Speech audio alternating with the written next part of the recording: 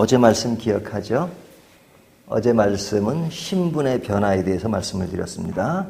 신분의 변화는 우리를 완전히 다른 세계로 인도를 했습니다.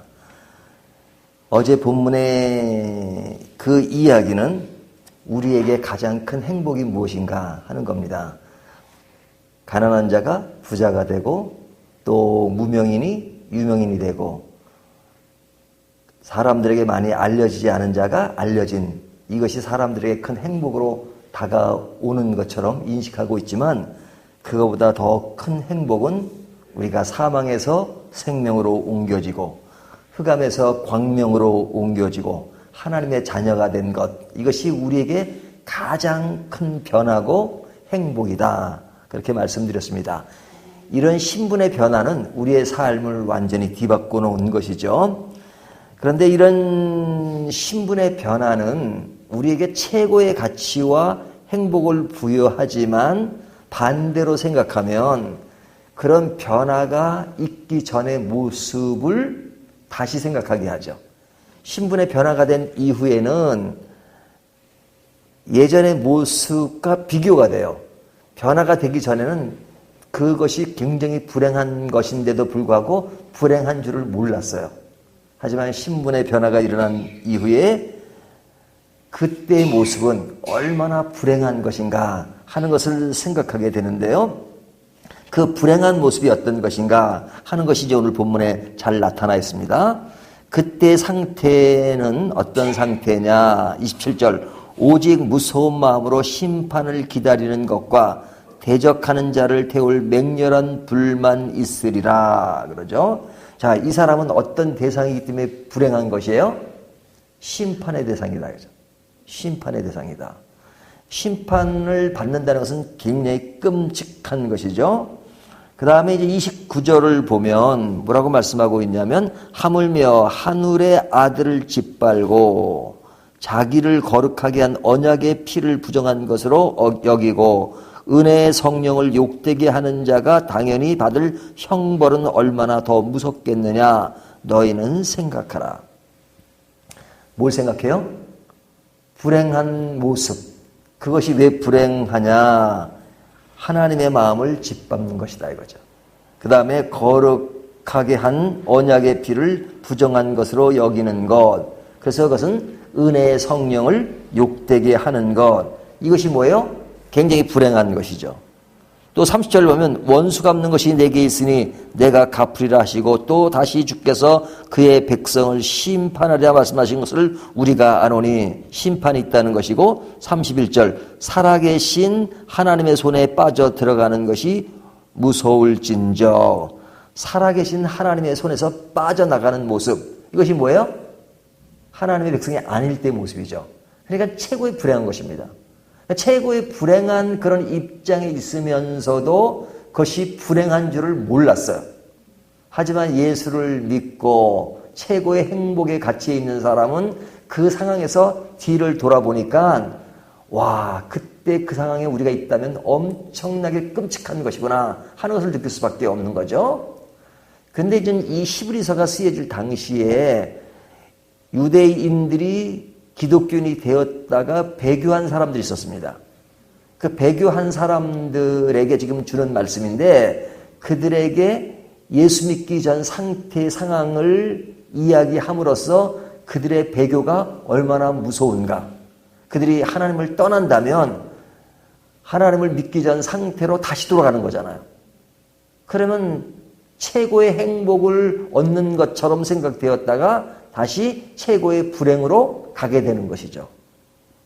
물론 이제 근본적으로 볼 때는 하나님의 백성을 하나님이 끝까지 지켜주시죠. 하지만 그들에게 외형적으로 나타난 현상, 그 배교 현상은 다시 옛날의 상태로 돌아가는 것이기 때문에 끔찍한 것이다 하는 겁니다. 그런데 왜 사람들이 배교를 할까? 믿을 때는 그 어려운 상황에서 믿었다가 왜 배교를 할까? 그 배교의 이면에는 뭐가 있냐면 고난이 있기 때문에 그렇습니다. 예수를 딱 믿고 나서 이 모든 것이 잘 되고 믿는 순간부터 시우표면이 돼가지고 이젠 걱정 없이 모든 것이 잘 된다 그러면 누구나 다 예수를 믿겠죠. 뭐 예수님이 좋아서가 아니라 그냥 예수를 믿으니까 모든 것이 확 달라지더라. 좋아지더라. 가난한 자가 부자가 되고 뭐 병든 자가 뭐 건강하게 되고 뭐 마음의 평안만 가득하고 세상 근심 걱정 하나도 없어지더라. 그러면 진짜 안 믿을 사람이 누가 있어요? 다 믿죠? 근데 이제 그런 기대를 가지고 예수를 믿었는데 믿고 보니까 뭐 그렇게 크게 달라지는 것이 없더라. 내가 갖고 있는 고민 그것이 그대로 있고 걱정 그런 것이 있으니까 그것을 믿어도 뭐 달라지는 것은 없다. 예수 믿는 것이 우리의 어떤 어려움이 잘 되는 것을 위해서 예수 믿는 게 아니잖아요. 하지만 예수 믿는 것을 그렇게 생각하는 경우가 많단 말이죠. 그래서 그런 어려움 고난이 오면 그냥 깊게 넘어지는 경우가 있어요. 그러면 고난이 왜 오느냐 하는 거죠. 고난이 왜 오느냐. 고난은요, 이 세상에서 오는 것이잖아요. 우리가 완전한 하나님 나라에 들어가게 되면 그때는 고난이라는 것이 없습니다. 하지만 그 나라가 올 때까지를 뭐라 그래요? 말세라고 말씀드렸죠. 예수님의 초림부터 재림까지 말세. 우리는 그 기간 동안에 사는 겁니다. 사는 동안에는 뭐가 있느냐? 마찰이 있어요. 갈등이 있어요. 어떤 마찰과 갈등이 있어요? 하나님 나라와 이 땅의 가치관이 다른 것이 있습니다. 그러니까 예수를 제대로 믿으면 우리는 하나님의 백성으로서 하나님 나라의 가치관을 갖고 살잖아요. 근데 그것이 무엇과 부딪혀요? 세상의 가치관과 부딪히죠. 하나님의 사람은 믿음으로 살아야 하는데 믿음으로 사는 것을 방해하고 그것과 다른 모습들이 우리의 삶의 모습 속에 많잖아요. 그러니까 그것과 부딪힐 때 나타나는 것이 뭐예요? 고난이란 말이죠. 그러니까 이 고난 때문에 우리가 힘들어할 때가 많아요. 근데 이런 것을 성경은 전제로 하기 때문에 32절을 보면 그런 고난을 너희가 견디라고 말씀합니다. 32절 보세요. 전날에 너희가 빛을 받은 후에, 자, 우리가 예수님을 만났어요. 고난의 큰 싸움을 견디어낸 것을 생각하라. 우리 어떤 신앙의 여정이 고난 속에서 그것을 견디어내는 것입니다. 그러니까 내가 지금 그런 고난을 받고 있다? 그러면 그런 고난을 견디어냈던 것을 생각하라는 겁니다. 그래서 신앙은 이 생각하는 것이 굉장히 중요해요. 우리가 어떻게 신분의 변화가 일어났는가, 또 신분의 변화가 일어난 후에 우리가 고난을 당하지만 그 고난을 어떻게 극복하게 되었는가 하는 것을 생각하라는 겁니다. 그러면서 우리가 더 나은 것을 기대하라는 것인데요. 34절 너희가 갇힌 자를 동정하고 너희 소유를 빼앗기는 것도 기쁘게 당한 것은 더 낫고 연구한 소유가 있는 줄 알미라. 자, 우리가 믿음대로 살면요 손해보는 것이 엄청 많습니다. 그렇죠? 제대로 살려면 희생할 것도 많고 또 당하는 것도 많고 그렇잖아요. 하지만 그럴수록 뭘 생각하라 그래요? 더 낫고 영구한 소유가 있는 줄을 알미라. 아주 원초적인 얘기지만 우리에게는 뭐가 있어요? 하나님 나라가 있잖아요. 천국이 있잖아요. 천국에는 몇 년 동안 사는 겁니까? 천국은 기간제가 아니에요. 한 번 가면 영원히 사는 겁니다. 하지만 우리가 이 땅에 사는 것은 시간제. 길게 살아야 100년이에요. 100년은 굉장히 긴 것 같지만 지금까지 살아오신 거 생각하면 100년 결코 긴 것 같지 않죠. 지금까지 살아온 것 해서 100년을 해서 지금 연세를 빼면 얼마 남으셨어요? 금방이죠. 금방. 그러니까 영원한 길이에서의 100년이라고 하는 것은 1년을 가지고 따질 때 그거는 0.00001초도 안 되는 거예요. 우리의 인생은 우리에게는 그래서 100년이 길기도 하고 느낄지 모르지만 영원한 기간 속에서 우리의 기간은 너무너무 짧은 거예요. 우리가 그 100년 동안 그냥 힘들고 어려운 삶 살지만 잠깐이에요. 잠깐. 하지만 그 이후의 삶은 영원한 것이란 말이죠. 그러면 어디에 투신을 하겠어요? 영원한 것에 투신을 하겠어요? 아니면 이 잠깐 사는 것에 투신을 하겠어요? 영원히 사는 것을 포기하겠어요? 이 세상 잠깐 살라고? 성경은 말하기를 너희가 사는 고난이 있고 고통이 있고 하지만 잠깐이다. 하지만 너희는 그럴수록 뭘 생각하라? 영원한 것을 생각하라 이거죠. 영원한 것을. 그것이 믿는 사람의 모습이에요. 신분의 변화가 된 사람은 그런 소망이 있기 때문에 이 세상에 어려움이 있지만 그것을 극복하고 살 수 있다는 겁니다. 그러면서 그렇게 사는 사람이 어떤 자세를 갖고 사느냐 하는 것이 35절부터 39절까지 말씀인데요. 35절을 보면 그러므로 너희는 담대함을 버리지 말라. 이것이 큰 상을 얻게 하느니라. 자, 이러한 사상이, 이러한 교리가 우리를 지배하기 때문에 우리는 어떻게 살아요? 담대함을 갖고 사는 거죠. 담대해요. 예수 믿는 사람들 보면, 제대로 예수 믿는 사람을 보면 저 사람은 뭐 가진 것도 별로 없는 것 같고 뭐 특별한 것이 없는 것 같은데도 정말로 당당하게 살아요. 여유 있게 살아요. 뭐가 있어서 여유 있는 게 아니라 뭔가가 큰 것이 있어요. 그것이 뭐예요? 하나님의 자녀로 사니까 담대함을 가지고 살아요. 세상에 어떤 것을 크다고 사람들이 생각하지만 그것을 크게 보지 않아요. 제가 운동은 잘 못하는데요. 옛날 학교 다닐 때 이렇게 중고등학교 때 이제 골키퍼를 했어요. 그러니까 뭐 정식 선수는 아니고 동네 골키퍼죠. 근데 그래도 조금 한다고 이렇게 불려 다녔어요. 이 동네하고 저 동네하고. 근데 잘 되는 날이 있고 안 되는 날이 있어요. 잘 되는 날과 안 되는 날의 차이가 뭐냐? 잘 되는 날은요. 축구공이 왜 이렇게 농구공처럼 크게 보여요? 볼이 이렇게 느리게 오는 것 같고 아주 그냥 큰 공이는 턱턱 잡아요. 안 되는 날은 탁구공처럼 보여요. 그렇죠? 그러니까 아하 그때 이제 그 느낌이죠. 근데 그걸 생각하면서 세상과 하나님 나라를 비교하게 돼요. 하나님 나라가 크게 보이는 사람은 세상은 너무너무 작게 보입니다. 세상의 모습 너무너무 크지 않아요. 작아요. 아무것도 아니에요.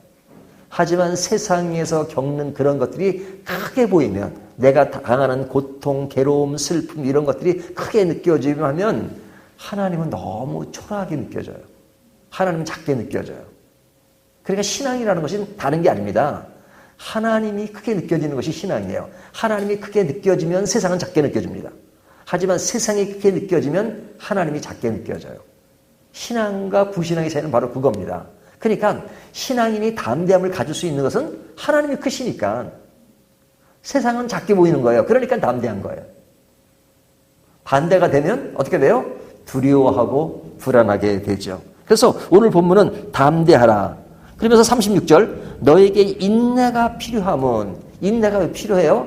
세상과 갈등 구조가 있으니까 인내가 필요해요. 하지만 그 인내를 통해서 우리가 담대함을 더 크게 하고 자라게 하는 것입니다. 이 인내는 하나님의 약속을 받는 과정이에요. 하나님의 약속 주어졌는데 그것이 완성되는 그 과정 속에 있기 때문에 지금은 아직은 이루어지지 않은 약속이 있지만 그것이 이루어지는 과정 속에서 내가 인내가 필요해요.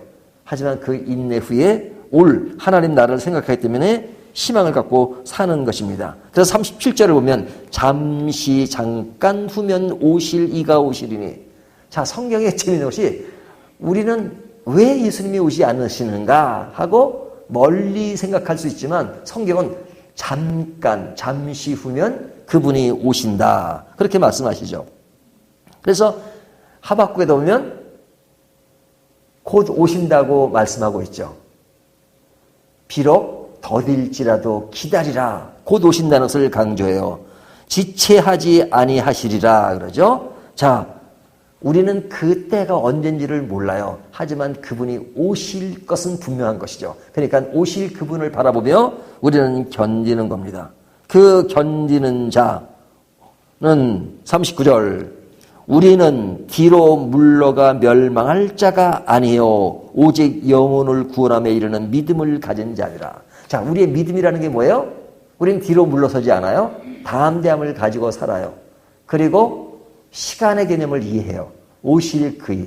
그죠? 그러니까 시간과 믿음을 가지고 이렇게 연계시키는 본문이 많아요. 특별히 하박국에 보면 오직 의인은 믿음으로 살리라. 그러죠? 오늘 본문에도 보면 38절 나의 의인은 믿음으로 말미암아 살리라. 그러면서 뒤로 물러가지 않는다 이렇게 말하잖아요. 그러니까 의인은 믿음으로 살아요. 그러니까 믿음은 무엇과 연결되느냐? 시간과 연결돼서 시간. 시간이라는 것은 뭐예요? 과거와 현재와 미래죠. 근데 우리는 뭘 바라보고 살아요? 현재에 살잖아요. 과거를 통해서 과거에 무슨 일이 있었는지를 경험해요. 하지만 또 미래 일을 생각해요. 그 미래의 일에 중에서 가장 큰 것은 우리가 완전한 하나님 나라의 백성이 되는 겁니다. 하나님 나라에 들어가는 겁니다. 하지만 그때가 언젠지는 몰라요. 하지만 그것을 이루실 God Himself, 하나님 그분 자신은 분명하단 말이죠. 그러니까 우리는 오늘만 생각하는 것이 아니라 내일의 문제를 생각해요. 그래서 하박국이 굉장히 고민한 게 뭐예요? 지금 자기 나라는 약하고 바벨론은 큰 것을 가지고 고민하잖아요. 하지만 오직 의인은 믿음으로 산다는 개념을 깨달았을 때 하박국은 뭐라고 고백하냐면 비록 외양간에 소가 없을지라도 나는 하나님을 통해서 기뻐한다고 이렇게 말하죠. 그 왜 그래요? 미래의 일을 보는 겁니다. 미래에 완성된 그날 주님이 오실 때는 모든 것이 공정하게 심판할 때가 있어요. 근데 지금 눈으로 보면 바벨론이 크고 자기 나라가 낮게 보이고 약하게 보이지만 그날이 오면 완전히 역전돼서 바벨론이 약하게 되고 그리고 자기들이 구원된다는 걸 아니까 생각하니까 다시 보이는 겁니다. 바벨론이 지금은 큰 소리 떵떵 치지만 그러나 심판에 그들이 다 무너질 것을 생각하니까 아하, 지금은 내가 힘들어도 그날에 완성된 그날의 상황을 보고 지금 새롭게 생각하니까 갑자기 뭐가 되는 거예요? 담대하게 되는 겁니다. 그 믿음의 사람은 담대해요. 짓불도 없어 보이지만 그러나 노는 게 달라요. 스케일이 달라요. 왜? 믿음을 가진 자니까. 그러니까 여러분 우리의 믿음이라는 것이 뭐 돈 뭐 만 원 없는데 만 원 생길 줄 믿습니다 하는 그 정도의 믿음을 가지고 얘기하는 게 아니에요. 하나님 나라의 백성으로서 하나님 나라를 소유하고 하나님이 우리의 아버지시고 그리고 하나님이 우리를 책임져 주시고 그리고 우리는 지금은 인내하는 시간이지만 그것이 완성된 그날에 모든 것이 공정하게 평정된다는 것을 지금 알고 사는 것. 그러니까 믿음은 굉장한 것입니다. 히브리서가 그것을 이야기하고 있는 거예요. 그래서 내일 본문서부터 뭐에 관한 이야기냐? 11장에 가면서 그 유명한 믿음장의 얘기를 하고 있는 겁니다. 믿음이 무엇인가 하는 것을 내일 말씀하는데 오늘 우리에게 믿음이 얼마나 중요한가를 지금 맛보기로 알려주고 있는 겁니다. 오늘도 이 믿음을 가지고 굳세게 살아가시는 저와 여러분이 되시기를 주님의 이름으로 축원합니다.